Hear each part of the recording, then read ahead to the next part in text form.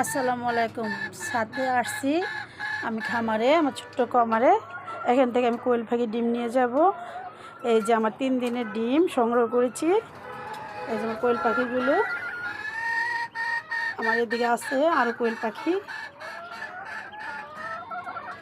এগুলোর ডিম, আজ এই ডিম দিয়ে আমি ছাদ পেঁয়াজ পাতা আছে, ওই পেঁয়াজ পাতা নিয়ে আমি ডিম ভুনা করব। এই যে আমার পেঁয়াজ পাতা, আম গাছের সাথে আমি নিচে একটু পেঁয়াজ বুনে দিয়েছিলাম, সেখান থেকে কি সুন্দর পেঁয়াজ পাতা হয়েছে, দেখেন কি সুন্দর।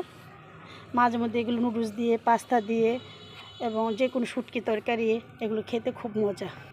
এখন আমি এই পেঁয়াজ পাতাগুলো এই যে অল্প অল্প করে কিছু পেঁয়াজ পাতা নিয়ে যাব। এগুলো নিয়ে গেলে আবার নতুন